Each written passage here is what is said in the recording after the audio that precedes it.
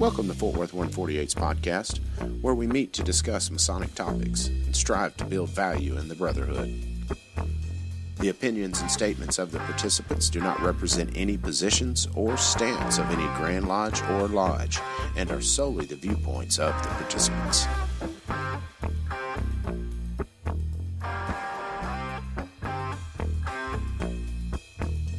Welcome back to the podcast, brothers. This is Rhit Moore, past master and current secretary of Fort Worth 148. This is Billy Hamilton, senior steward of 148. This is Gabriel Jagush, master mason with Fort Worth 148, and we have two special guests today. Hi, my name is Brother Michael Radigan. I'm the junior warden of Independent Royal Arch Lodge No. 2 in New York, and the co-founder of Amity. And I'm Jeremy Barnes, past master of Potomac Lodge No. 5 in Washington, D.C., and Michael's partner in Amity.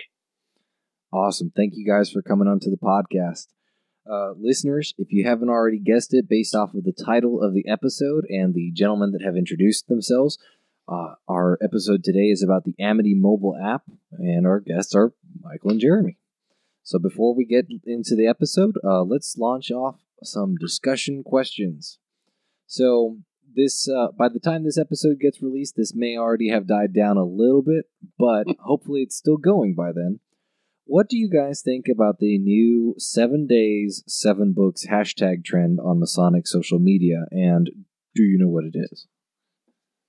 Have you guys seen that, Michael or Jeremy? I've actually seen it only because now I am part of the Texas Facebook page, and nobody's challenged me, but I've been on my toes just because, I'm expecting somebody to.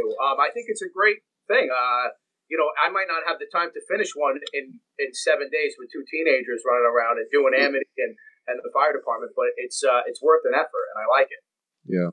Yeah. So for any of our listeners that don't know what the 7 days, 7 books challenge is, we are just posting books, right? It might be books that we read a long time ago and haven't read since, or it might be a book that we reread every year.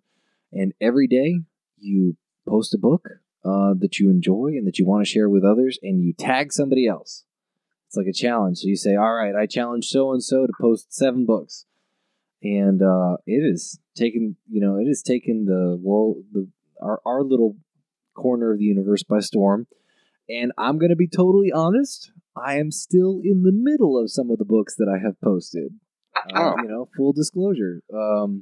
Of Errors in Truth, still in the middle of that. I am almost finished. By the time this episode gets released, I will be finished with Contemplative Masonry.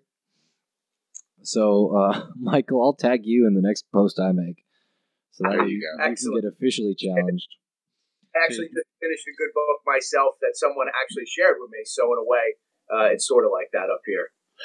No, I love that because, guys that that have similar interests, if they like a book, it's more than likely going to have, pique your interest. So sharing those kind of things is just fun and promotes reading.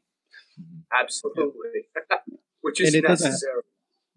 Yeah, and it doesn't have to be a Masonic book. I mean, as Gabe mentioned, one of the books he talked about, it's not Masonic, but in a way you can apply it to everything, including your career in Masonry too. Yeah, my first two were Godfather and Lonesome Dove. Yeah, those are great books though. Yeah.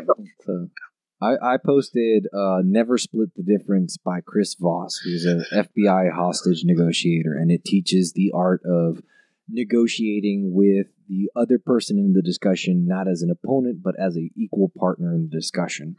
And it focuses a lot on de-escalation and helping the other person discover what their motives for wanting a certain outcome are. So it's a really great book.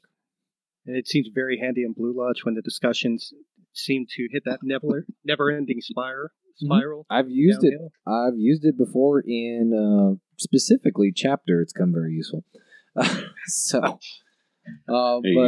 All right. So, second question is: what do you guys think a good gift would be to give a worshipful master who is leaving the East? My knee-jerk reaction was a kick in the ass, but I'm not sure if that's. I was just waiting for you to chime in, Jeremy. I would say maybe some worshipful masters do need that as a gift.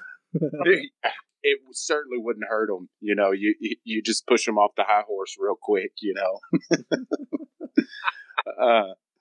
Actually, in my lodge, we have a tradition of during the installation ceremony, which is usually public. We line up all the past masters for everyone to get introduced, and as part of that, we sort of ceremoniously take the master down from the east as a group of past masters. So it's a little bit of fun that we have just literally removing him from the chair at the end of his tenure. You don't ritualistically mock him all as a lodge. Not mocking, but he's already been killed once. So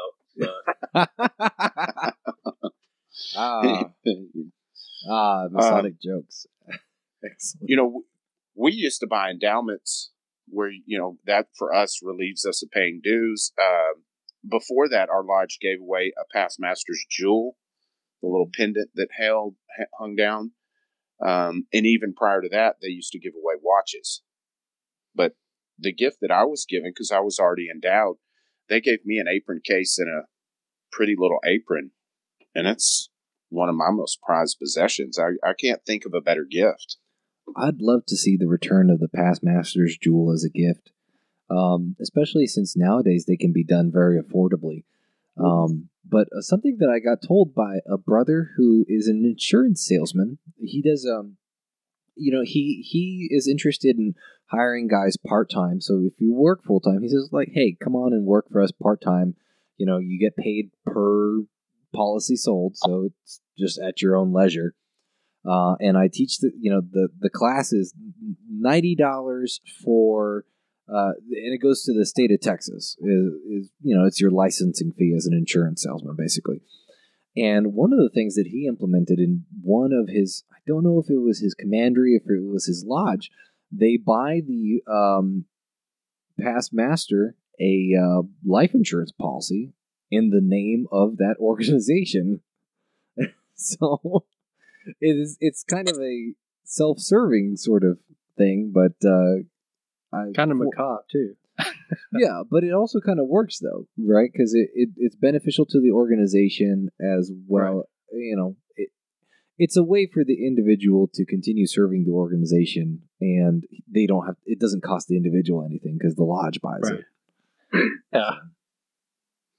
I think a jewel is definitely something that's great. Past masters, my lodge, they usually do give a past master's apron, and sometimes possibly a jewel. A jewel is nice because it can last the test of time. Yeah. And you can really find that. And we've found actually jewels from our lodge from Revolutionary soldiers, some that have sat with Washington, which is really, really. Oh, wow. Yes. That's so cool. For many years they were lost, and, they didn't find out until, it was found halfway around the world. And I think it was either the Grand Lodge of Scotland or England mailed it back to us, which was great. And, that's so kind of them. I love that. And, so it's incredible. We're bringing people together today, and the internet and social media. It's incredible for research and finding things all across the world. It really is. It's amazing. Yeah, and I'd love to see maybe like either a breast jewel, but also like an actual collar, like a jewel on a collar would be kind of cool. We don't really do that in Texas, but I don't think there's really anything against the rules specifically. And in Texas, if it's not against the rules, it's permitted. So I know that in some states like Pennsylvania, if it's not in the rules, it's not permitted. But we're a permissive state, so it's kind of a free for all. We usually do have them on a pendant in New York, and I think I've seen that in D.C. if I'm not mistaken, Jeremy. No. So no, in D.C. the jewels are usually breast jewels. And I was actually going to say, for those of you who can see it, one of the nice things about being in an older lodge, my lodge or my jewel is a reproduction from, well, not a reproduction, but it's a redonation from a master who was master in 1955. Oh, that's beautiful. Of one of the lodges that consolidated into mine, and we've got some that don't go so back as to George Washington, but they go back quite a ways. It's pretty cool. Yeah, that's legit. We just we rely on widows and family to give them back after the brothers have died. Find them going through their things, and with a little bit of luck, the people that are past masters actually care about the lodge and remember that the lodge would love them back. Obviously, it's given without an expectation of getting it back, but it's a real treasure when you do get one back from a past master who's passed away. That is. I may be stealing that idea. How cool is that? Do it. Yeah, cool. I mean, it would take a generation or two to catch up, but man, that's legit. What do they say? Actually, Masonry is a race, not a sprint, right?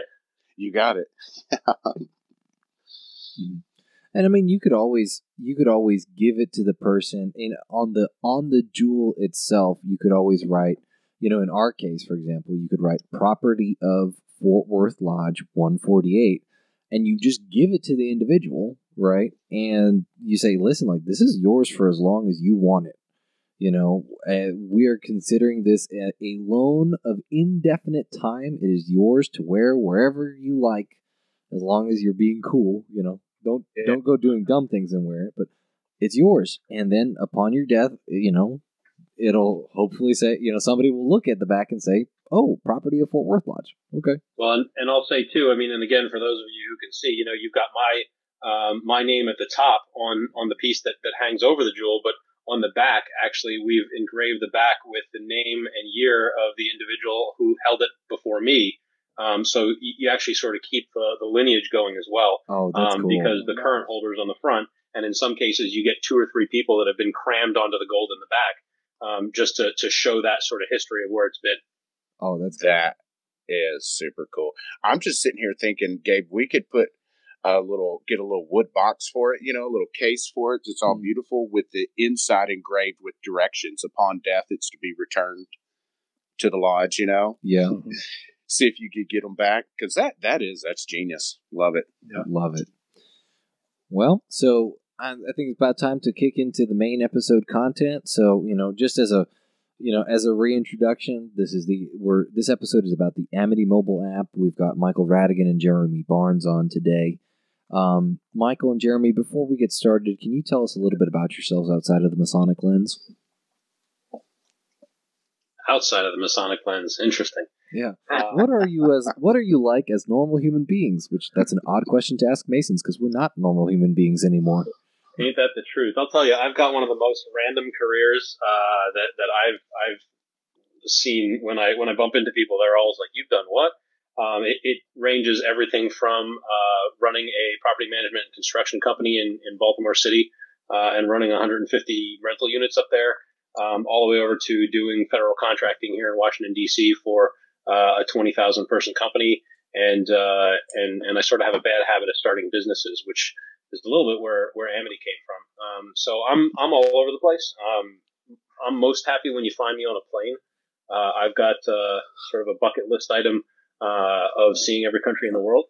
So that's kind of my poison if I had to pick it. Nice. Michael? Myself, I am actually in my 14th year of the New York City Fire Department. I'm a fireman in Harlem. It's awesome. A veteran. I was in the Navy. Father of 2 boys, 2 teenagers. That pretty much keeps me busy. Look at this guy. He is Mr. All-American, isn't he? He's the one that makes us look good. Were you quarterback too? Quarterback. I'm into reading books, actually. But yeah, that's it. That's about it. Jeremy and I are, friends from a long time ago. Our families are really close. Very involved in Masonry. Very involved in my lodge. Do a lot of historical research. That's about it. Sweet. Yeah, funny story. I mean, I'm sure a couple of the questions are going to be kind of where did Amity come from? But as Michael said, we've been friends for quite a long time. I think we met when we were around 5. Oh wow! So we go way back, and through a series of misadventures and falling out of touch, getting back into touch. We got back together through Masonry and sort of gone from there. So I got to ask, because we got hooked up through Travis Norman. How did you guys bump into him? So I've met Travis a bunch of times in Washington D.C. And we have mutual friends from Independent Royal Arch Number 2 in New York. And I got to meet Pete over many years, his father, and Roberto and Clint. I know there's probably some other brothers I'm missing from down there, but from all over the country.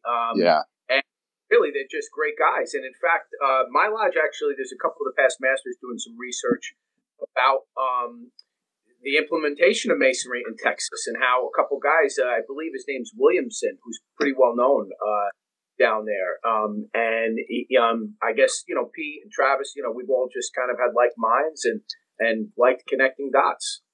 Yeah, they're great guys for sure. I mean, especially Pete. I mean, he's a tower here in Texas for sure. Yeah, absolutely. A beacon of light. Well, that's awesome. All right. So can you tell us, what is the purpose of Amity, the app? Save the world. I like it. It's a calamity. Yeah, well, and of course, only Masons can save it. At its core, really, we're about connecting people.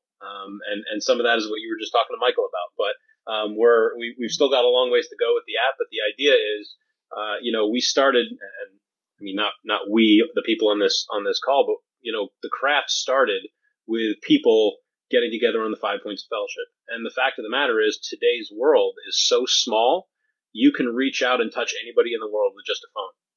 And so the question that we sort of came to was, well, how can we find ways to get more people together so that the people that we may already know, that we just don't know are Masons, we can then build that relationship there. I mean, anywhere you go, you may not know that there's a Mason 100 yards away. I mean, especially in Washington, D.C., we've got people from literally all over the world.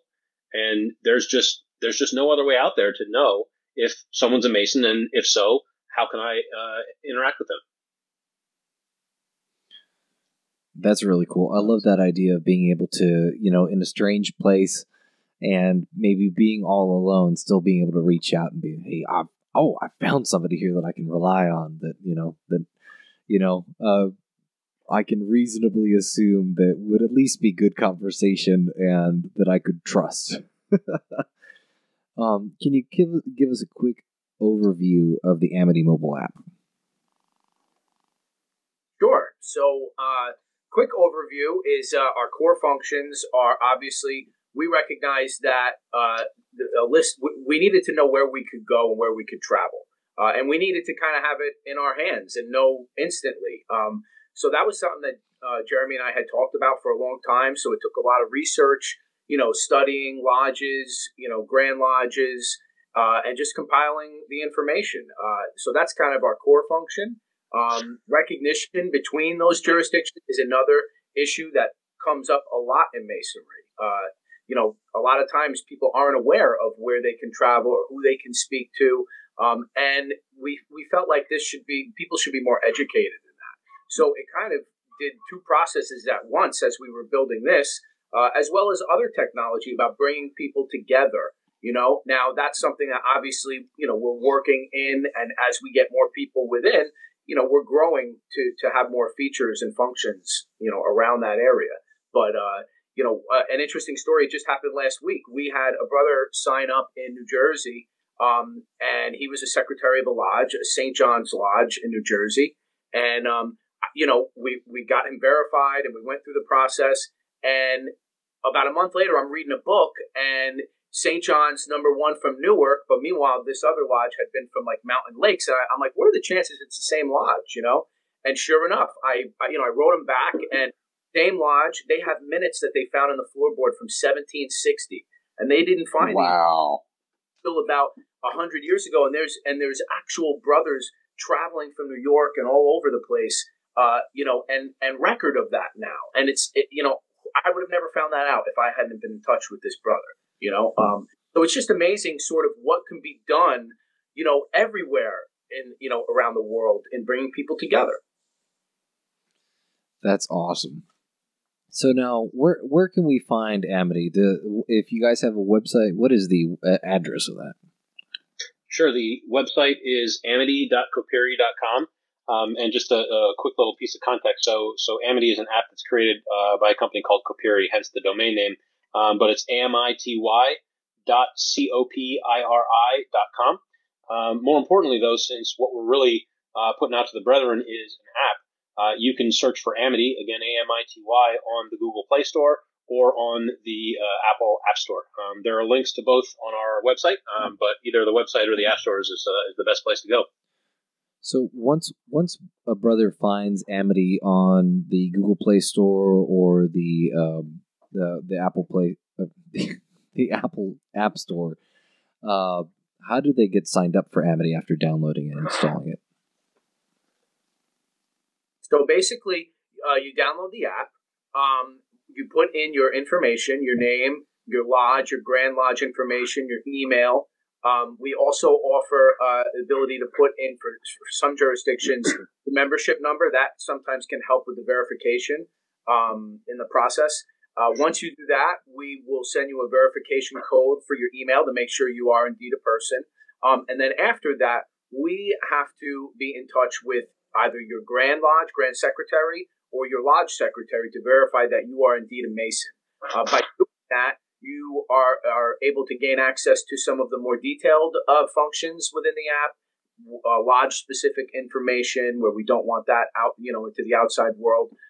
Also, you can purchase a subscription for the MSA Short Talk Bulletins, which is a good thing. It's $2 less expensive than it would be for the paper, and it's for perpetuity. So, we feel that these are the kind of things we'd like to start implementing to help us and to, spread enlightenment. All right. Now, Amity, you say it was, the company that develops Amity is Coperi. Who all is involved in developing Amity? Is it just the two of you, or are there more folks at Coperi that are involved with this? Well, so if you actually mean development, that's me. Okay. We have one developer on staff, and you're looking at him. So, Godspeed. Yeah, right. And oh, by the way, I'm not quite so awesome as to be a New York City firefighter, but I do also have a full-time job. So you can imagine with 100 people coming in a day, it gets a little busy to keep coding and to answer support tickets and things like that. But yeah, we're working pretty hard on that, and actually looking to grow the team in the near term. Can you describe the process for creating an app like Amity? Yeah, sure. Blood, sweat, tears, all of the above and more. Lots of tears. Yeah, totally. We're actually using something called a PhoneGap app. It's a framework called AppGyver. There are a few of those out there. React Native is one. But the goal is, if you want to develop for both iOS and for Android, one of the challenges is those two phone platforms have completely different operating systems, and you write for them in completely different languages, right? Mm-hmm. So what we decided to do was go with a framework that deployed to both. So basically, our app is effectively a website inside a container, and the AppGyver framework allows us to take our website, deploy the container to Apple, or deploy the container to Android. And oh, by the way, we can reuse some of our code for web-based stuff in browsers if we need to. So I'm not going to say it's easy by any stretch of the imagination, because there's a lot of functionality that we're trying to grow. But the short version is, our app is primarily built in JavaScript with some HTML and CSS thrown in, and then we use a framework to deploy to the two app stores. I'd kind of heard of that solution in the past simply because that it's so helpful in overcoming that obstacle. Because of that, so we're basically looking at a mobile website inside of a container. Is Amity the way that we see it in the app, or the same level of functionality that we have in the app? Is that accessible via the website? So no, actually, and there's a reason for that. We could do that, but the security would actually be a lot lower.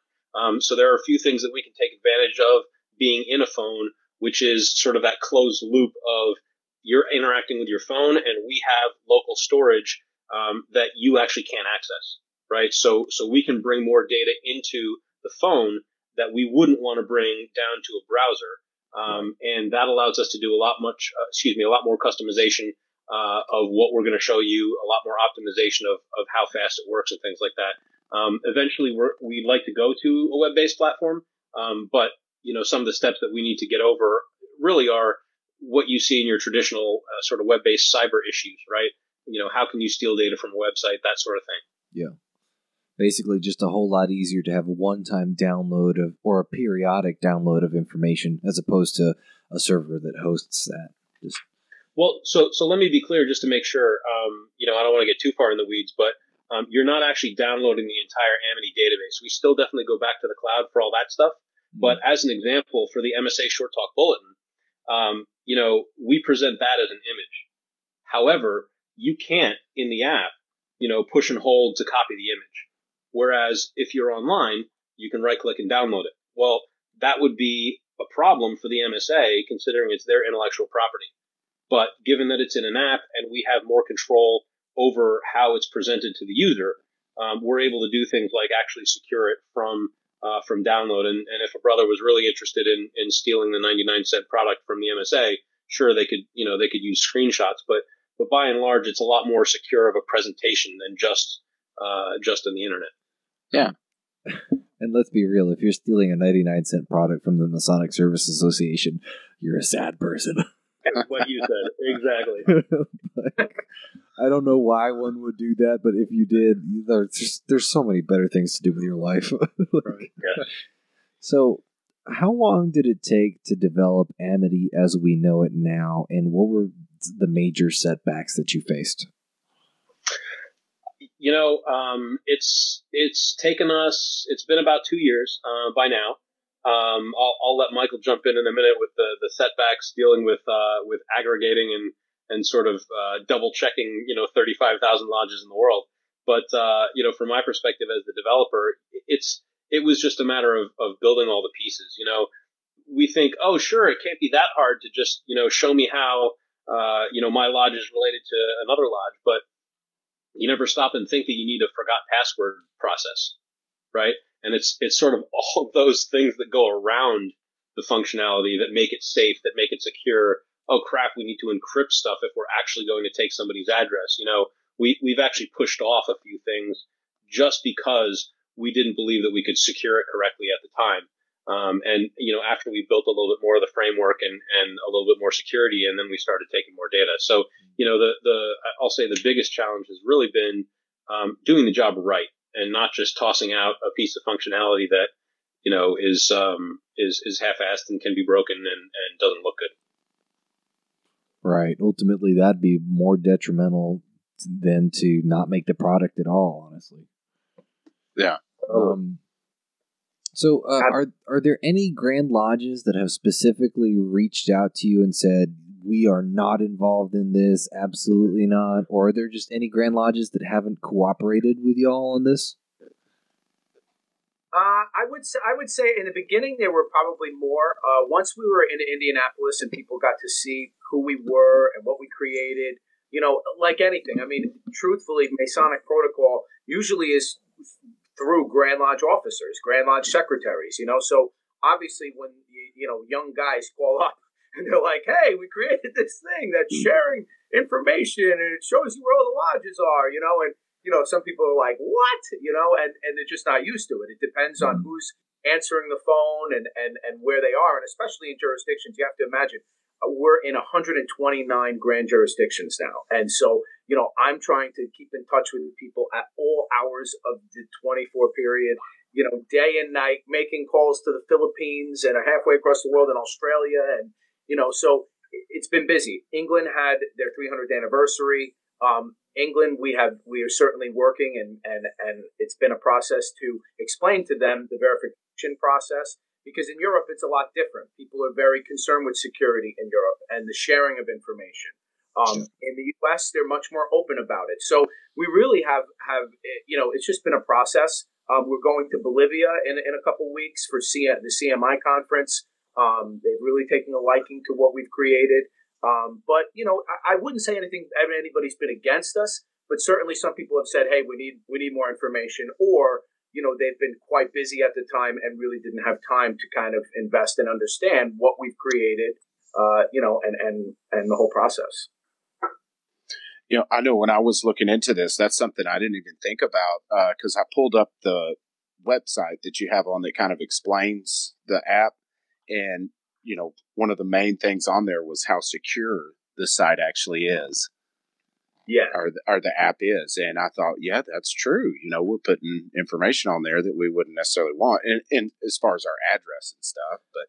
Well, and in Europe, people tend to be much more private about, even just as individuals, you're never going to see a Masonic bumper sticker in Europe. You're never going to see people wearing square and compass ball caps. Right. It's just one of those things. They just don't do it over there, and they've got good reason not to do it because, especially lately, it's been kind of a nightmare for our brethren over the pond. So, I got to tell you, I've had the unique and I'll say pleasure in my lodge. We actually twinned with a lodge from Africa, and I had the opportunity to go over there when we did the twinning as secretary at the time. But they take Freemasonry much more seriously than we do, and I don't mean to say that we're flip about it, right?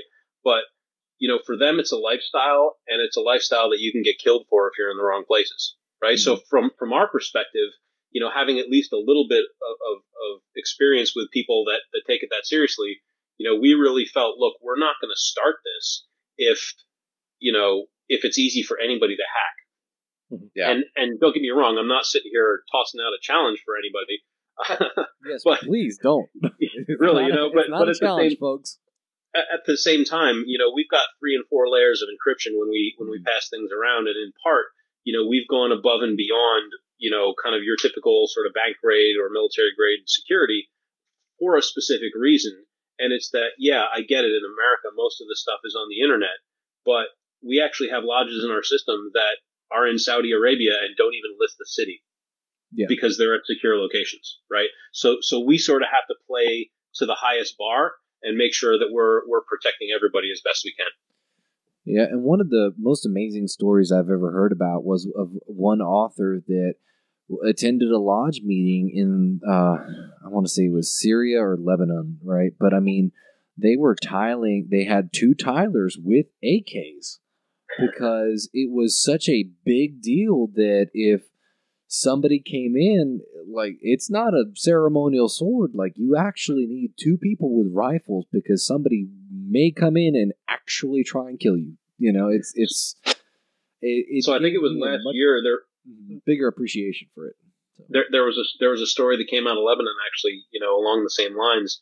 I believe it was in New York Lodge. The brethren went to lodge one day and there was a fake bomb on their doorstep with a note that said, "We know where you meet." And, oh, wow. It's like they never met there again, right? But, we don't want to be in the position of, I died because of your act. Mm-hmm. And, I don't, again, I'm not trying to be flip about it. But, it really is important to us to say, look, we're not going to take a step until we know that we are doing our best to secure that step and make sure that it makes sense and it's well thought out.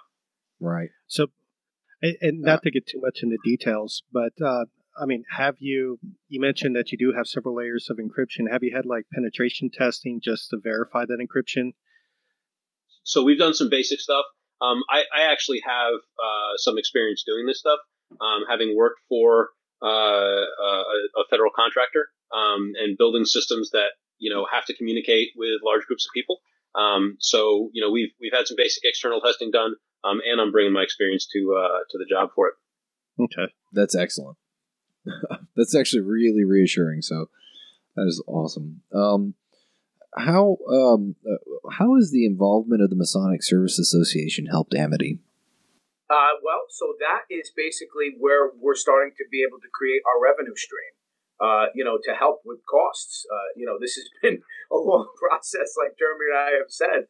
So we were just absolutely thrilled when they decided to work with us, and to be able to provide for them a means to, come into the new age of technology and serve what we hope is a younger generation, who agrees with technology and doesn't mind using it. It really had to go a long way with legitimizing the app, because I've heard of people attempting this, not quite this in depth, but they just fall flat on their face, because they just don't get the word out. But those guys kind of latching onto this kind of gives the tip of the hat, Sure. And I think it's important to say, too, this is a great example of the type of relationships we're looking for, right? And it certainly won't be our last one. We get asked, probably one of the most common questions we get is, how are you making money, right? How do you, are you going to take everything out of my pocket one day?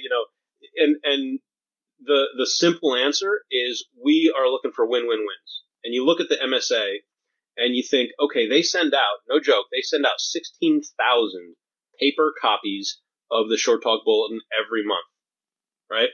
Now, a lot of those are paid for by subscriptions from Grand Lodges, but about, almost half of them are actually people who send in $12 checks, mind you, to get one a month. So if you were to buy it through Amity, three things happen. One, you get it for $10, right? So you get a $2 discount. Two, the MSA gets to keep more money because they don't have to ship you paper, right? They just ship us a PDF and we process it and put it in the app. And three, we get a small commission, right? So what we've done is sort of take technology and make it win for everybody. Amity gets a few of its bills paid, the MSA gets more money, and you get a product that's available all the time on your phone for less money than you would get if you bought it on paper, right? Yeah. Those sort of things are what we're looking for. That's a genius idea. Is there anything, so right now the MSA model seems to be, or the MSA Short Talk Bulletin distribution model seems to be working. What would be something that would cause Amity to have to switch to either a paid version or to offer, a one with ads and then like one ad free or whatever? Do you ever see something happening that would incur such level of expenses that you go, oh crap, we have to do something about this? Michael and I actually have this conversation pretty frequently. We hear from a lot of people, you should really charge $1 for this. And Michael's usually on their side going, why aren't we charging $1 for this? Can we be able to get some money? I got to be honest. Our goal is, again, to connect people, and the first thing that we sort of said was, well, gee, as a Mason, as an actual person, right, what can I do and how can I connect with people that doesn't involve me being managed by a Grand Lodge system, right? So we sort of think that stuff should be free. There are a lot of ways that we're talking about bringing in revenue. Like, hey, look, let's partner with a couple of the companies that are doing background checks, right? And again, small commission, hey, you're in whatever state, we can bring your business national, that sort of thing. We're looking at storefronts, stuff like that. And it's really, again, the same model, bring your stuff in front of Masons all over the world. You make more money. We take a little bit of a cut. And so really what I think would drive us to your question, which is what would have to happen in order for us to do things like charge, is we'd have to fail, quite honestly. And I hope that doesn't happen. Well, I love that you've defined that as a failure point, because it's a really cool failure point, because, that's a cool way of looking at it. Well, when we were talking about, and we, developing an app for different ideas in Lodge, one of the guys that we talked to that was a programmer said the best thing to do is give your app away for free and then have in-app purchases, because otherwise Apple gets a cut of everything themselves. So you may be charging $1, but you don't get that whole dollar, And let's be real here. The average person will buy, $200, $300, $600 phone, and then look at a $1 app and go, oh, I don't want to spend $1. And that's just your average person, not talking about Masons, right. And that's not even talking about Masons, who are some of the stingiest people on the damn planet. So it comes to $1, yeah. Yeah, you get somebody, like, hey, can you chip in $5 for food or whatever? No. Anyway, I'm going to just wash some of the salt off. Reel that rant back. Just dial it down a tad. So what databases are you using to maintain the list of lodges regular for Amity, and how do you keep Amity synced with them? So, it's a little bit of a sensitive subject. Michael, you want to start? Oh, boy. Well, we first started with, obviously scouring the internet. Most Grand Lodges give actual, all of their lodges, on their web pages. Obviously, there are some that don't, and we had to do more research and find out. There probably are some in there that are outdated. We kind of put in what we could, but once we created a platform, it's basically now we have the relationships where those people are updating us with that. So if you ever see something that's not in there, we easily update it. You could go to support@copiri.com. You can tell us, this is wrong. This is my lodge. This is the number, and we update that, or through the Grand Lodge. We've had Grand Secretaries upload us a whole list, once we've created those relationships. And like I said, it takes a little bit of time, but that's basically how we've done it. Previously before, there's been a book, and the book's been almost 2 years out of date. Sometimes by the time that they mail, a piece of paper and everybody goes through it, or a Grand Secretary has the time to go through it, and then they mail it back, that's taking time. And so we realize that by doing this, we're creating a real-time system. And so let me actually jump in for a second and foot stomp one thing. It's the reason I said it was a sensitive subject is, I'm pretty sure everybody on this podcast took an obligation to not put somebody out of business if they didn't have to, right? And so, one of our big concerns was, look, we don't want to sell books, right? And at the same time, I like the fact that I have the list of lodges in my lodge. We're one of the Grand Lodges. I don't know about Texas, but in DC, all 43 of our lodges, the Grand Lodge buys 50 books or whatever, and gives one each to each of the lodges for free. And it's great to have it. So we actually spent about 3 months going back and forth with Lars over at Pantograph, who's a Mason, who we saw at the conference Grand Secretaries in Indiana, and saying, look, how can we help you? We don't want to replace you. But a lot of folks have said, oh man, you're out there to replace the book.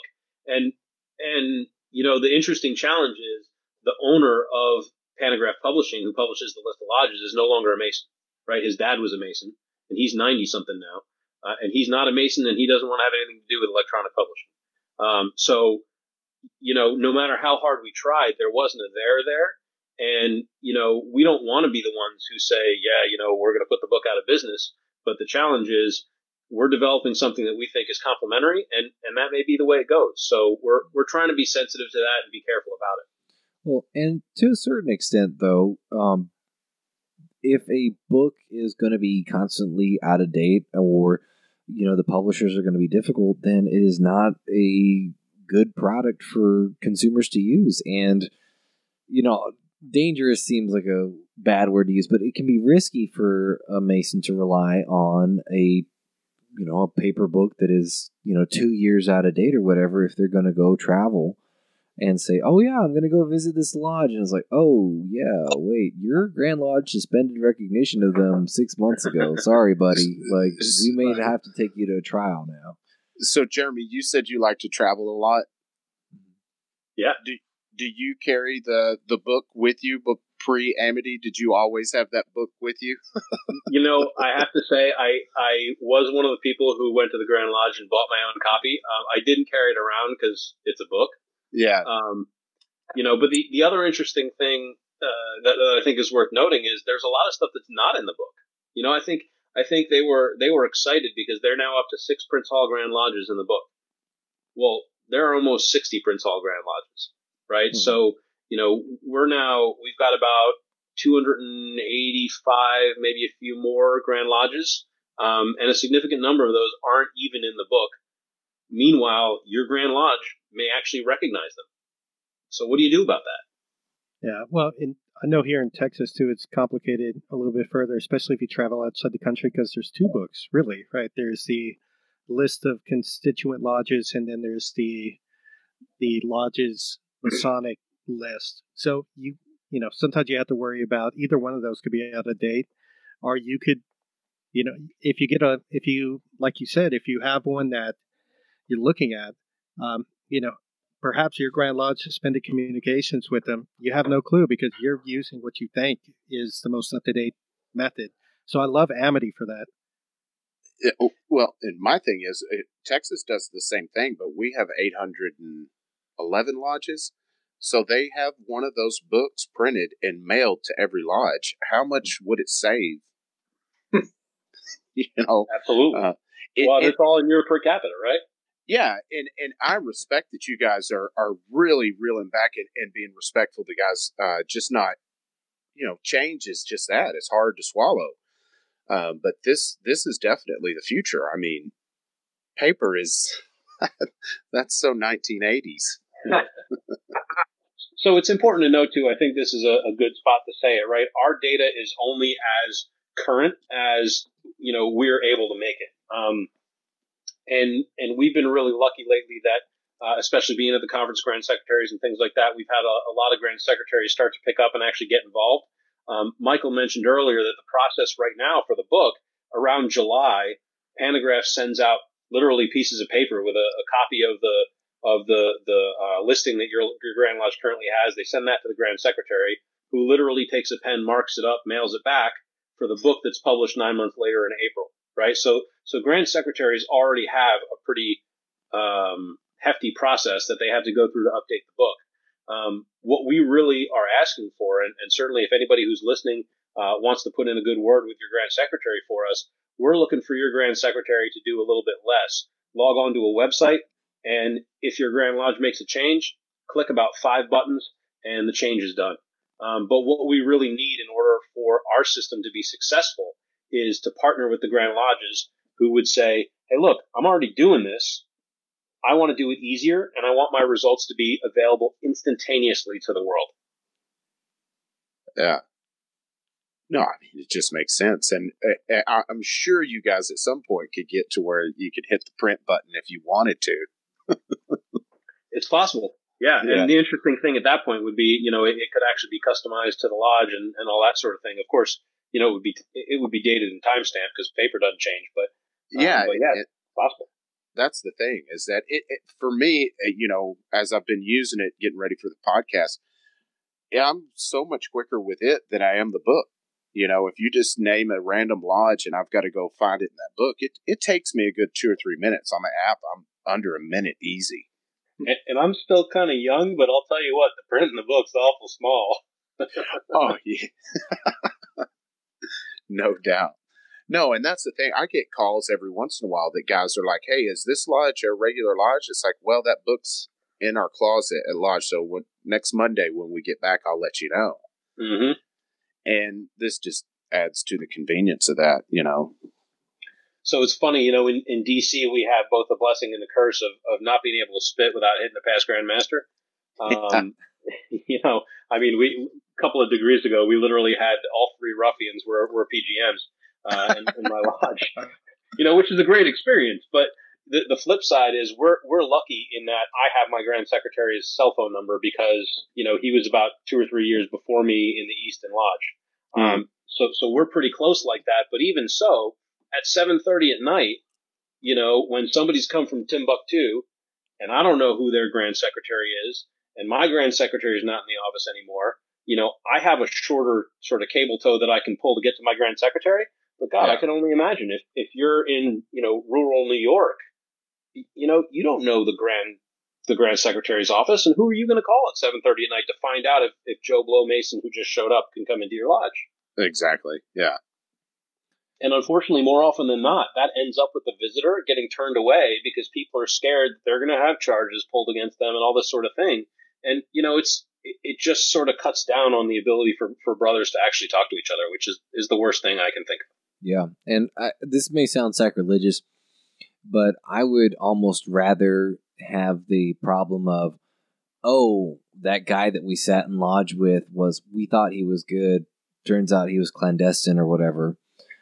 I'd rather have that problem than, say, we're not sure, so we're just going to say no, and that's fine. That's okay. It's your lodge's prerogative to say we're not sure, so no. But there needs to be a level of intentionality there, right? If your lodge's policy is, hey, our standing policy is, if we cannot absolutely 100% verify you, then we can't turn you away. But if it's a sort of the lack of intentionality of like, oh, well, we're not sure and we've never really had this occur, come back another time. But, with Amity, you wouldn't even have that problem, So, kind of an odd question here. Most of the lodges or I guess all of the lodges from what I've seen so far appear to be in the regular tradition of jurisdictions. is there any plan at any point to also offer Amity for the continental tradition? Michael's pointing at me, going, "You take this one." Yeah, I saw some finger pointing there, and I'm not sure what to make of that. So this is another discussion that we've had a lot of talk about. And I got to tell you, the number of stories that we've gotten about exactly what you said that's happened. Hey, even somebody who's from a clandestine Grand Lodge that showed up to a Grand Lodge meeting and was able to prove himself. There are 90 Grand Lodges in New York, 70 Grand Lodges in Chicago. People don't stop and think about how much of a challenge it is. Yeah, Houston has a gazillion. The city of Houston alone has a gazillion fake Grand Lodges in there. I bet.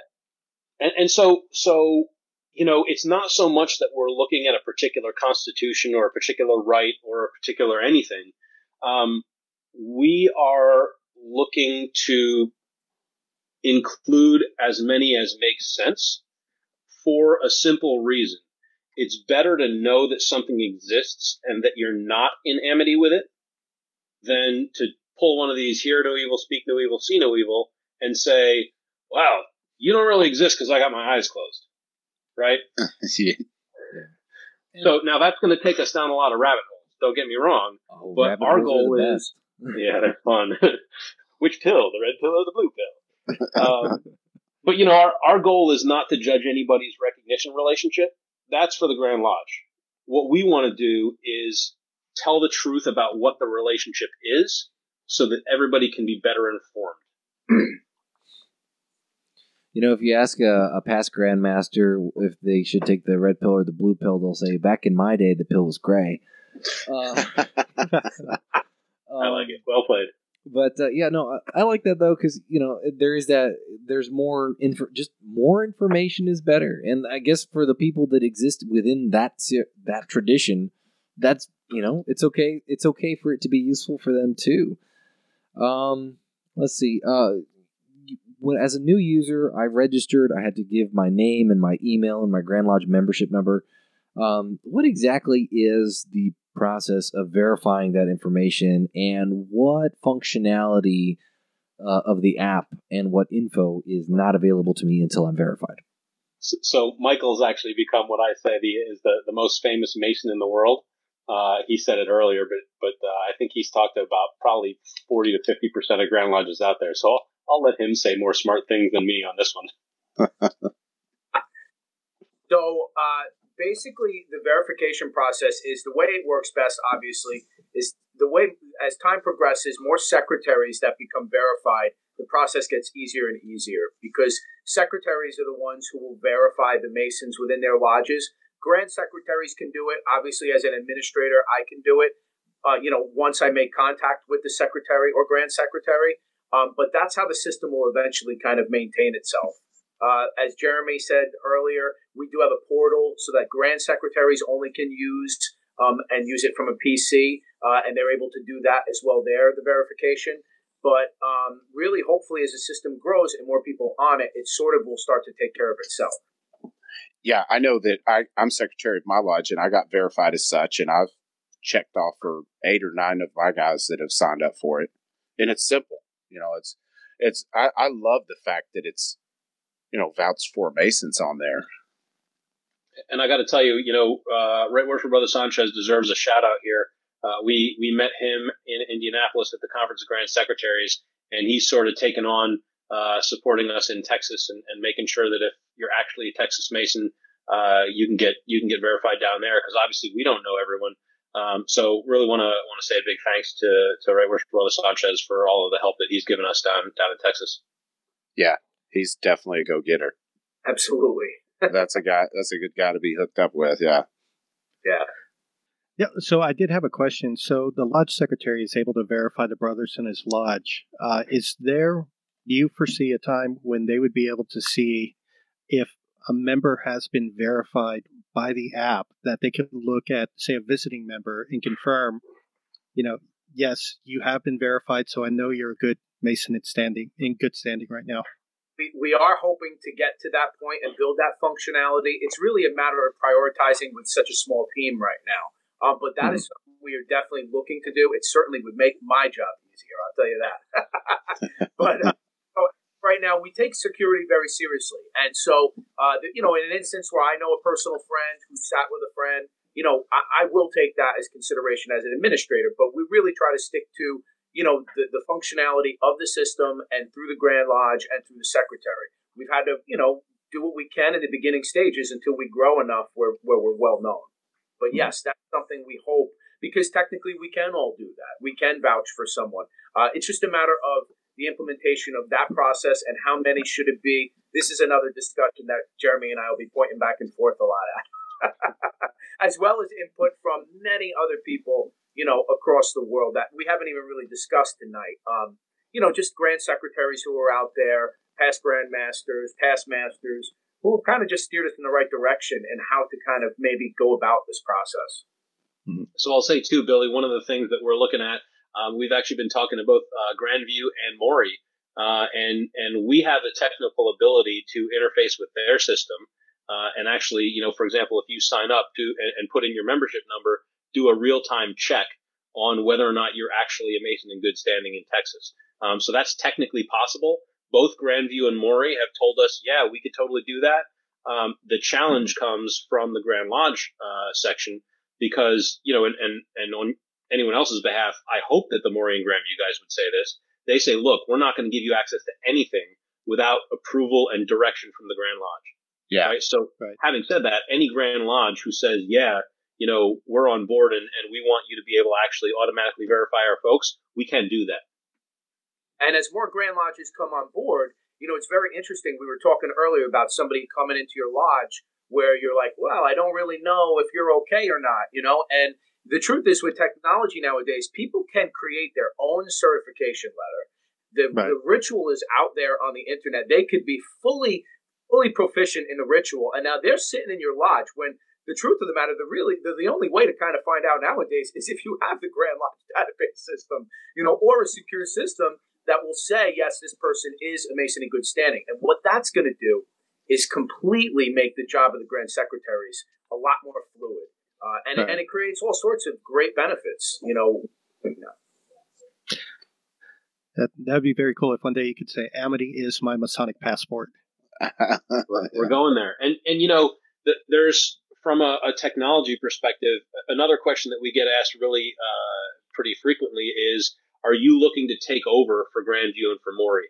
And the answer is no, right? Like unequivocally, that's not what we're aiming at. They do a really good job, and quite frankly, I don't want to do their job, But what we see ourselves as able to do is sort of be the grease between all of the different grand jurisdictions.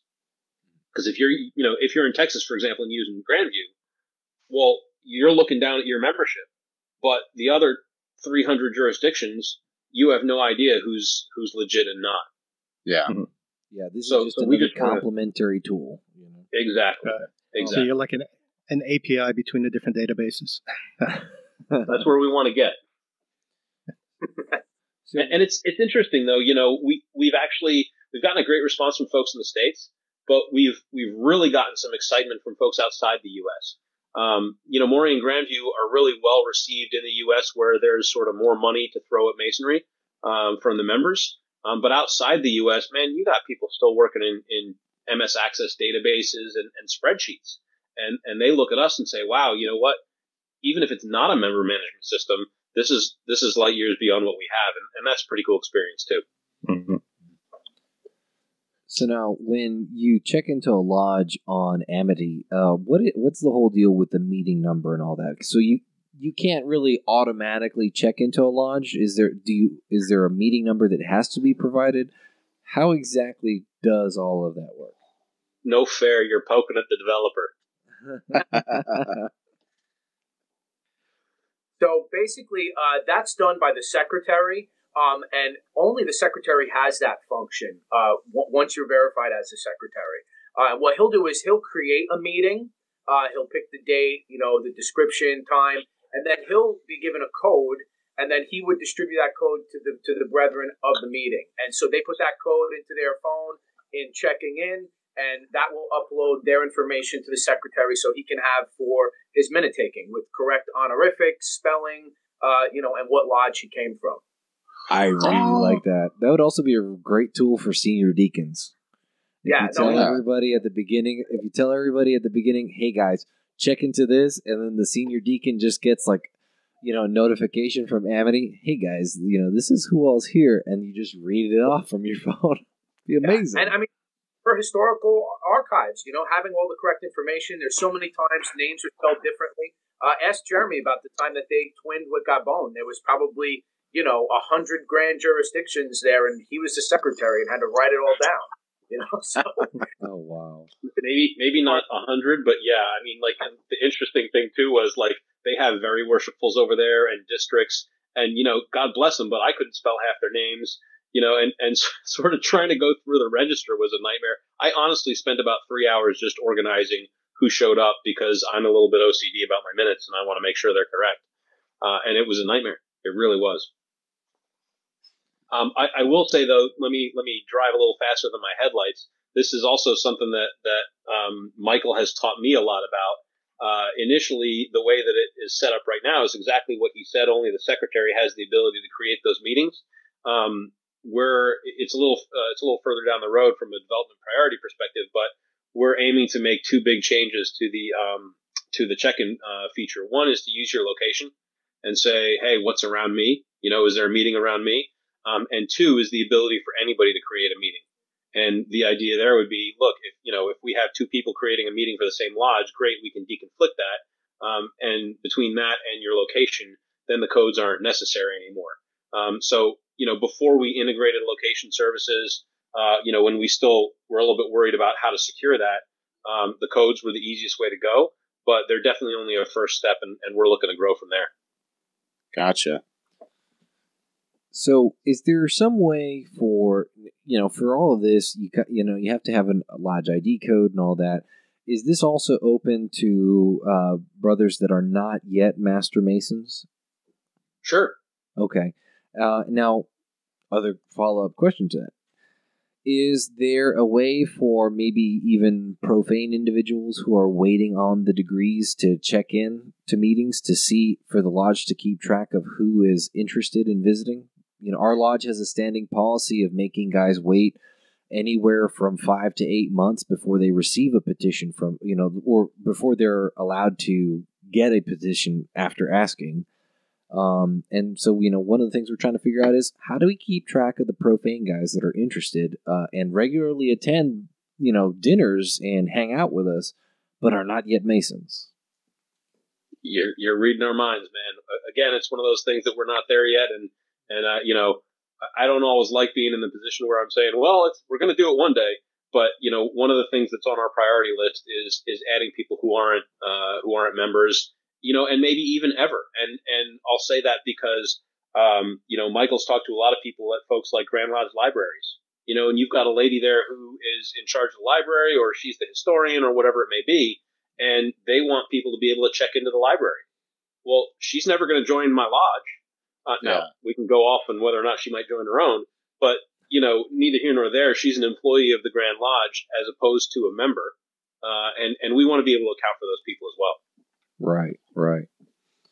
Yeah, I know there's the ladies behind the front desk for at least chapter and council. I mean, they practically run the whole organization. Yeah, practically is not really the word, I think. Yeah. So, I was asking once, like, oh man, like, do I have to call the Grand Recorder about that for Grand Council? Like, I don't really know what that is. No, I just call the front desk and ask Dawn. She'll know. Okay. Totally. that works for me. So, and you mentioned this problem, which is why I'm asking this question. How do I use the Lodge Finder, and why are some lodges in the middle of a city? So some of the lodges that are in the middle of the city are because we may not have the exact lodge location yet. And that's something that we also plan to work, into the system. And hopefully in the future, we can actually build a system that allows, other people or from a lodge level to even update the system. But that could be some time, and we might not get to there. But, to where we can constantly be updating this. There are grand jurisdictions we have the exact information, and some of them we don't. So where we don't, it'll give you the central of the city. Yeah, and it looks like y'all are moving to a much more user-driven database, which that's super cool because it gets people involved. As part of that, you're going to have the secretary involved. We've already talked a little bit about how the secretary is going to have different permissions and different responsibilities, but what exactly do you guys see as going forwards the secretary's role with Amity? So really, I see it as something where the secretary is going to benefit more than anything. I look at it as, again, we talked about earlier, hey, look, I don't want to have to read a roster. I want to be able to copy and paste from an email that I got from Amity and just literally paste that stuff into my minutes for my attendance, right? Mm-hmm. But to me, the secretary is kind of the gatekeeper, and more of the functionality that we build in. The secretary has the opportunity to sort of be like a local admin. And just sort of keep things going in his lodge, and really help to connect people. Will there be a functionality to export, for example, when everybody does a check-in at a meeting, will there be functionality to export the list of people who have checked in via PDF or text file or anything so that he can easily paste it into his minutes instead of typing it from his phone to the computer? Actually, there already is. So if you have secretary permissions and you create a meeting and then folks check into that, you can go back into the meeting management tool, select that meeting from the list, and then at the top you'll have a button that allows you to send yourself an email with the roster of people that have checked in. That's awesome. Can you tell us a little bit more about the meeting manager tool? Yeah, sure. It's pretty simple at this point. Again, one of the areas where we do want to grow, but basically, it asks you to put in a name of the meeting. Is it a stated communication, emergent, things like that, start and end time of the meeting. And it gives you a code, that, as Michael said, you can give to the brethren to check in. So it's pretty straightforward. Hopefully, simple for folks to use. The question that we get asked the most about it, because it's in the little confirmation email that you get with the roster, is why don't you support past masters? Yeah. So I don't know if that was one of your questions, but I can tell you about it. Now, wouldn't that be just designated by Worshipful Brother as an honorific, or? So not necessarily. In Washington, D.C., if you get appointed to a Grand Lodge office, appointed, not elected, you become Worshipful. Yeah. We've got a couple of Worshipful. In Texas, we don't use Worshipful for past masters, right? So anybody here in Texas who is Worshipful, they are a grand officer of some kind. They're one of the junior grand officers, but we don't, so it's kind of interesting whenever I hear people introduced as Worshipful Brothers so-and-so, I automatically go, they're not from my jurisdiction. I bet. So it's an interesting thing, though, and you actually probably have a better view into it than a lot of folks, though. The reason that, I say we don't support past masters is because the quality of being a past master is not something that you get elected or appointed, right? It's something that is the result of your election as master of a lodge. Mm-hmm. And so what we're still growing towards is documenting terms of office and understanding, hey, when were you master of which lodge? And then we can infer that you're a past master. But we don't want to just allow people to pick, I'm a past master, because that's not really a title that you can pick, right? I'm actually incredibly happy about the way that you're looking at that, because it tracks progress, and also I think it puts a little less emphasis on the I'm a past master thing. So we've also had some interesting discussions about the fact that the current term is sideline member. And whether or not that makes the most sense, because at the end of the day, as we said, you get out of the East and you get your kick in the ass, and guess what? You're a sideline member again. Yeah, and the sideline member was kind of interesting to see on the drop-down menu, because I have heard that in the past as a purely administrative term, and I have also heard that in the past as a kind of derogatory term, towards some, sideliners, Another discussion. So, because I was kind of surprised to see that, and I was looking for, I am not, it actually surprises people sometimes, as I am not an officer with Fort Worth Lodge, and so some people, I had I ran into somebody that thought I was a past master of Fort Worth Lodge, and that surprised me that they thought that. But, so I was just looking for member or master mason, and I saw sideliner, and I was like, oh, I guess that's kind of a weird way to phrase it. I'm not a sideliner. Yeah. Point well taken. We've had this discussion, actually. Mm-hmm. So, yes, I agree. I agree in a way. But worthy brother. What did I say, Jeremy, again? I said able craftsman or something. Able craftsman. I mean, at the end of the day, it's like anything else in politics. You pick something, and half the room's going to hate it, and half the room's going to love it, and there's never going to be anything that everyone will love. You're going to be taking flack from all sides. I'm just kidding. Well, we already are.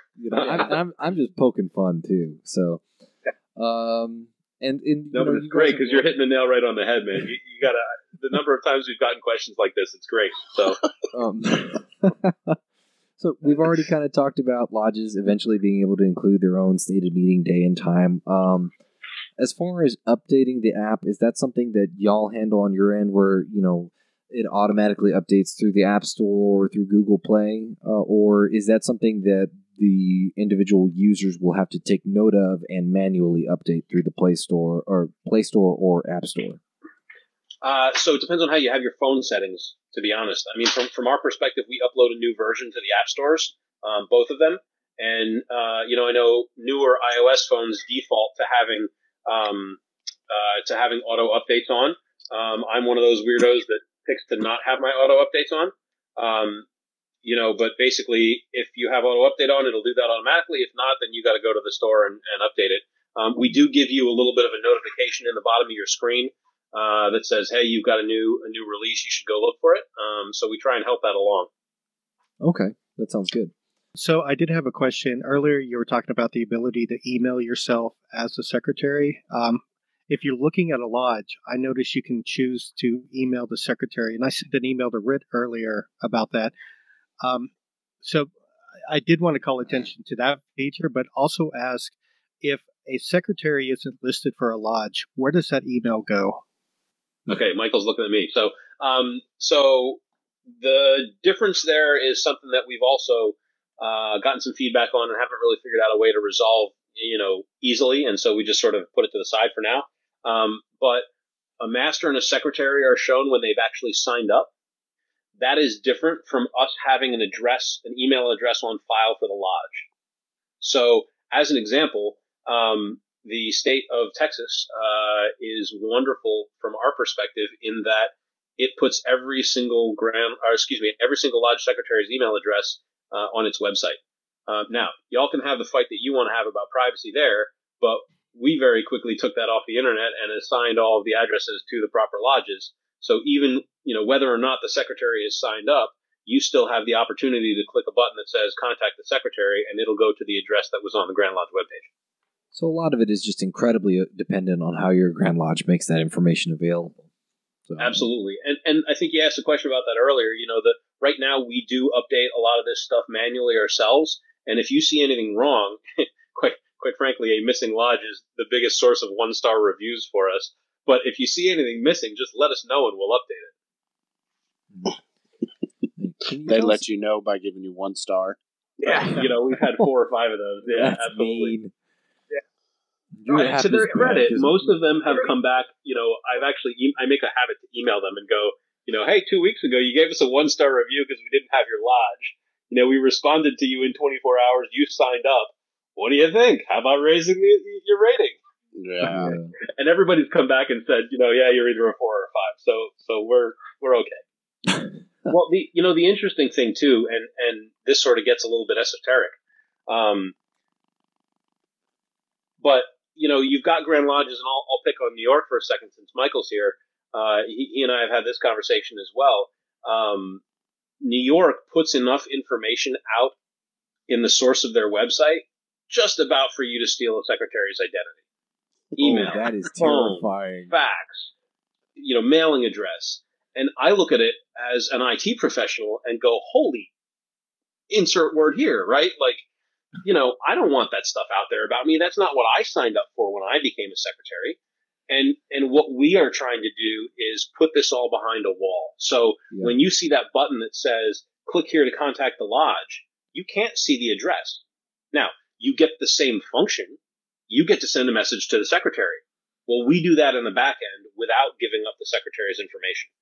And we hope that approach is going to actually improve how we interact with each other because we're doing it in a more secure way. That's terrifying, though, just to be able to press F12 and be able to rip somebody's information just like that. That's whew, I don't like that at all. That's the interesting thing is go look at the Grand Lodge of Texas website, and it's not too far behind. Well, I might have to because sometimes I need data and I can't find it, so I might have to go abuse that. Can you tell us about Amity's messaging feature? You want to take that one, Michael? The messaging feature is not there yet. That's going to be something that that's one of the other functions that we're working towards, and that's going to take a lot of policing, and a lot of code writing for my man over here. Once again, it's just a matter of prioritizing. These are some of the things, as well as a couple other functions we really can't wait to put out there that we're really hoping are going to help the craft. But we've had to prioritize. We had to change things. Going to the Conference of Grand Secretaries, we created the portal for the Grand Secretaries. So we've just, had to prioritize at times to get the functions right. Mm-hmm. Now, I wanted to ask, since we kind of been talking about security, what kind of encryption and what kind of levels of security are we looking at to protect user information? Yeah, sure. So as an example, and we can go as sort of as deep as you want to, but let's take the information in your profile, for example. It's encrypted in our database with SHA-256. We further encrypt it when we send it over the wire to the app.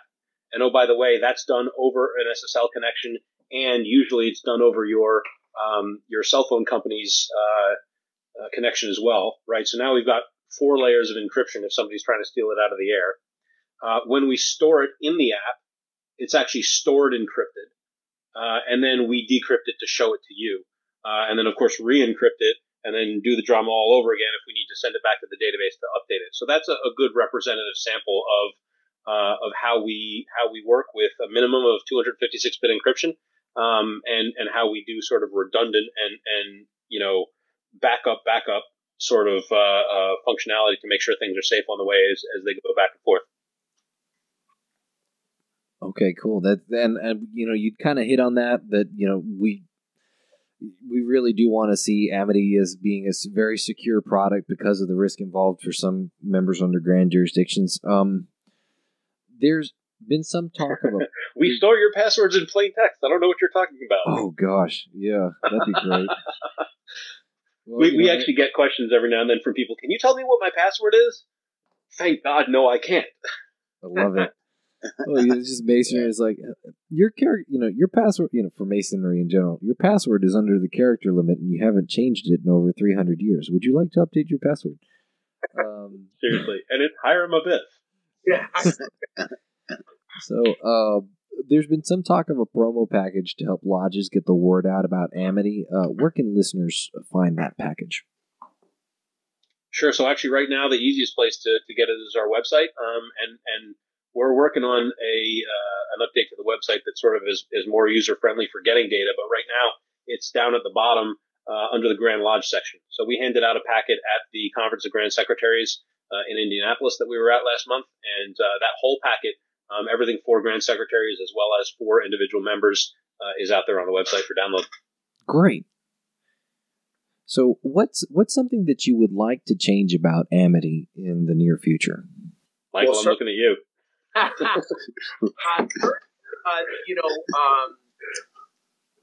We're looking at obviously ways for payment processing. That's one of the other things. So, like Jeremy said before, background investigations, possibly dues payments. I know this is a big issue. This type of technology is really helping in a lot of places. And, across the board, one of the things at the conference we heard in Indianapolis is obviously everybody's worried about loss of membership.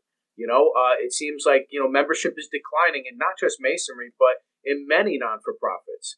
And so we're hoping to kind of help bridge that gap between a younger generation and paying dues. I mean, my lodge, we we still pay by check, to the secretary. And, there's a lot of lodges out there doing different things, PayPal and whatnot, but we feel as though just being able to use this technology is going to be the best, and we want to implement those systems. So dues payments, background investigations, possibly other in-app purchases. Those are the things I'd like to see coming in soon. Yeah, and I think, from my perspective, you asked earlier about messaging, the ability for people to connect with each other. Right now, again, it sort of goes back to security for us. We need to flesh out an improved security matrix that allows you to have control over what you're sharing with other people. So that's why we're not actually sharing individual information across the app right now. Again, because we feel really strongly that we need to be able to protect something properly and allow you to have the controls you need. But I'd love to be able to say, for example, hey, I checked into a meeting. Rhit was across the room. I never got to actually talk to him because he said something amazing and he got mobbed after the meeting and I had to leave. But I'd love to be able to touch base with him. Let me go into Amity, see the meeting that I checked into, see who was there, who has their profile set to public, and go ping him and meet him for coffee later. Cool. Those types of things are really possible. But again, we're trying to be careful about it and make sure we don't sort of trip over ourselves, and do something in an insecure way just because we want to get a cool feature out. Yeah. So what's your vision for Amity in the future? Save the world. Short and simple. I like it. Connecting Masons who want to be connected. One thing to be clear, and it's a little confusing to some of the elderly brothers, but we're not asking everybody to use this or sign on. Not everybody will. We want people who look at the benefits of using it and to be able to use that and enjoy it, and get the fruition from it. So that's what we're looking for. I think it's funny. I mean, you say save the world, but I mean, in a sense, I mean, if you really look into the future, far into the future, the technology is going to play much bigger role in what we're doing. And I'm so glad to see something like this finally starting to catch hold. It looks like it's going to make it, to show the value in what we can do with technology. Because I run into it all the time with guys that are of the older generation. They just can't wrap their head around what all technology can do. And Absolutely. It's not that they're fighting it, they just, it's beyond, it's beyond comprehension for them. And, our guys are I'm 40, so, I didn't grow up with it my whole life, but I understand it a little more and its potential. Yeah. I even still have a hard time, like, I'm amazed at some of the stuff it can do. So this is a huge step in the right direction. Yeah, I think for us, the trust factor is really a big thing. We've got a lot of people that say, well, I don't want my information in there. And I can appreciate that, right? And at the same time, if we don't have a street address for your lodge, we can't actually tell the people who you would give the information to that, where the lodge is so they can go find it, right? So we're trying to make sure people understand, hey, look, we're being really careful about, what we sort of, in a flip way call secrecy. We're working towards a secure product that we hope people can trust and use for everything it's worth. But I said earlier, look, we can pick up a phone today and literally touch everybody in the world, and talk to them as if they're right next to us. And it's a shame that there's nothing out there yet. And we're still growing to get there, but it's a shame that there's nothing out there yet that doesn't help us as Masons say, wow, if I can really touch anyone, who do I actually want to touch? Yeah. Yeah. No, you're exactly right. It'll give us a way to connect. Just the feature of, hey, find a lodge for me 15 miles away. It's just, it's so simple, but yet it's going to be so valuable in connecting with lodges when you're out and about. So let me take a sidebar real quick. Hey, Rhit, did you get the email I sent you a couple minutes ago? I don't know. I'll have to check. Well, go check it then. So I actually made you a grand secretary in the system, and specifically so you could take a look at our portal. and maybe poke us about some stuff that's in there. But, another really cool thing we haven't talked about is statistics. We are excited about showing a Grand Lodge and frankly, in some cases, the Brethren, statistics that they've never seen before. We've got a couple basic ones right now. We've got about 35,000 lodges in Amity, and we break them down over the continents and how many Grand Lodges we have and all that sort of thing. But the cool things to me would be things like, hey, look, the U.S. government does a census that's really in depth every 10 years. There's a lot of people that add on to that in the middle of the 10-year, time frames. What if we could take the population of your Grand Lodge and bounce it across census data and go, well, no wonder your Grand Lodge is shrinking. You're pouring all your money into places where that look nothing like your demographic, right? Yeah. These are things that, really people not only haven't thought about, but we just don't have the systems to do it effectively. And especially if you look at a global level, and we're super excited about being able to say, hey, look, this is what the craft looks like. If you play 6 Degrees of Kevin Bacon with recognition, you can get into almost any Grand Lodge in the world. Nobody really, really appreciates that, But we need to start talking about it. Mm-hmm. Did we miss anything that we should have talked about, Jeremy, Michael?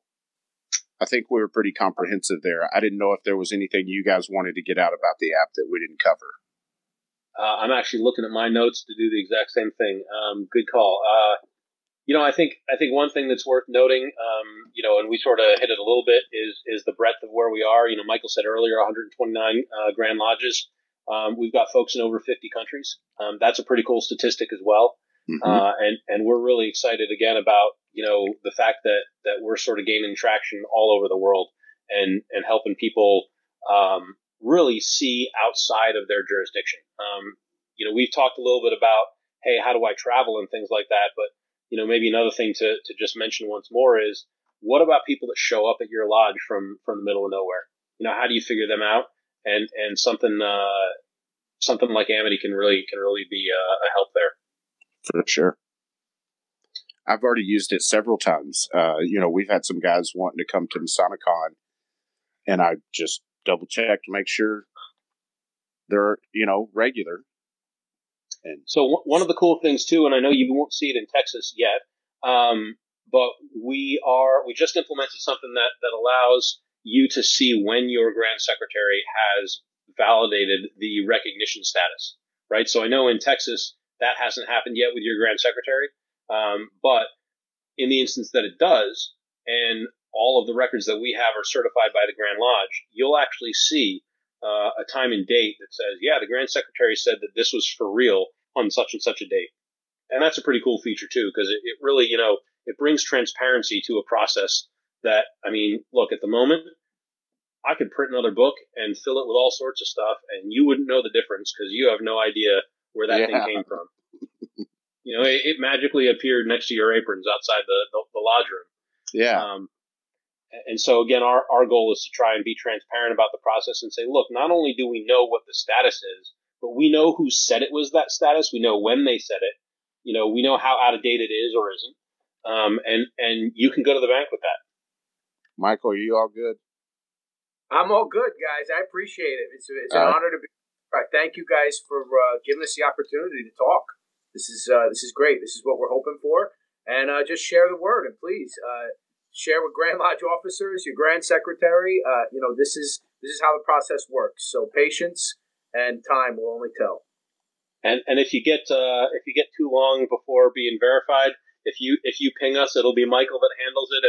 And depending on how your Grand Lodge is, Michael may have a more or less of a good conversation. I think he called down to New Zealand, or maybe it was Australia, and had the whole office of Twitter because a New York City firefighter called down here, and that was just the cat's meow. So, that's awesome. It's Michael's having a lot of fun with it, and certainly I'm having a lot of fun building it, and we're really just excited to be able to serve the brethren. That's awesome. All right, Gabe, I just wanted to make sure we didn't miss anything. I didn't mean to interrupt the flow there. That's okay. So, the fraternal quote of the week is, if it works, break it. Put it back together, and then break it again. Keep doing that, until you get something you like. That was by Right Worshipful Wendell Miller, past Grand Master of the Grand Lodge of Texas. That was pretty wise words. And that was a very off-the-cuff remark that he made when he was speaking at our lodge. He was just kind of thinking about a couple different things, and that popped out of his mouth, and I wrote it down the minute he said it, because I want to, say, he said that. Well, I kind of took it as the sage wisdom of a past Grand Master, because nobody gets hit with the "we didn't do it that way before" more than a Grand Master. Yep. He sees how just, nobody's on board with change, and that's it's Darwinism, change or die. Yep. So, Rhit and Billy, closing thoughts? My closing thoughts. First thing, hats off to both of you guys for taking on this project. I mean, it's such a testament to how much Freemasonry can affect our lives. Because when it touches you, you want to give back, and what a great service this is to the lodge. I mean, I can't implore to the guys enough out there to get on there, use this app. I mean, it's not something you're going to use daily, but when you've got it right there, I mean, it's just so handy. So hats off to you guys, and keep it up, and we'll keep putting the word out. Thank you, guys. So I manage apps for a major company, right? And this stuff like this gets me excited. I think it's something that's long overdue. And when you talk about, especially the future use case of being able to use this to help build target demographic data that a Grand Lodge can use, our local lodge, it shows how technology can have benefits that aren't readily apparent until it's there. Jeremy, Michael, thank you both for, taking this on and building this app. And I'm excited to see where it goes. And I just wanted to say, this is super exciting to see, as I signed up for the app, a couple days ago, and I'm, still exploring the functionality, and I am very excited just to see what this is going to turn into, because it's already an incredible product. And, from the information that we have discussed here, it's only going to get better. This is crazy, and I love it. And so thank you both for engaging in this organized insanity that is dealing with 139 Grand Lodges and trying to organize that information and categorize it, because that's nuts. But, more power to you because of it, because it benefits all of us immensely. Michael, Jeremy, do you have any closing thoughts to share with us? Just thank you, and one of the great saying that I like is our deepest fear is not that we are inadequate. Our deepest fear is that we are powerful beyond measure. It is our light, not our darkness, that most frightens us. And I thank God for my partner, because he's the one who kind of has pushed me at times. And the truth is, you do got to do what's right in your heart and go out there and try to change the world the best way you can. And this is the way we've chosen to do it. So you can tell who's the deep thinker on our team. It's good though. I got to tell you, it's been a great ride so far, and the other members of our team have really chipped in as well. Michael and I are just the talking heads for the night. So, hats off to our whole team. Also, again, I want to say thanks to you guys and Fort Worth Lodge. It's an honor to be here, and we really appreciate it. Right Worshipful Brother Sanchez, as we've said, has been a bit of a hero for us down in Texas. Obviously we don't know everybody. Michael's getting that way, but we rely on folks local to help us out and help us figure out who's actually legitimate and can be vouched for. And I guess to that point, anything that you all want to see, or anyone listening wants to see, get your secretaries engaged, reach out to us. We get our best ideas from folks who are using the app in ways we never thought of. So definitely keep the feedback coming. And all foot stomp again, something I said earlier, we're looking to grow our team. So if this is something that you're passionate about, and you want to be a part of our team, we'd love to talk to you. But most of all, I think this is just it's a joy to be a part of.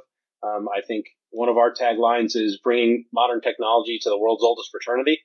That's the stuff that sort of gets me going, and we're really just having a lot of fun with it. So thanks to everybody for giving us your faith and your trust, and and growing with us as we keep adding more functionality. Right on. I love that tagline. So, listeners, if you would like to contact us for more information, you can find us at www.fortworth148.org. On Facebook, we are at Fort Worth Lodge 148. Our email is info148@fortworth148.org. If you live in the 64th District of the Grand Lodge of Texas and you'd like to promote an event, please reach out to them at 64th.org. That's 64th.org. You can learn more about our upcoming event in September, Texas MasoniCon, at www.texasmasonicon.com, and that's texasmasonicon.com. We are Texas MasoniCon on Facebook, Twitter, and Instagram.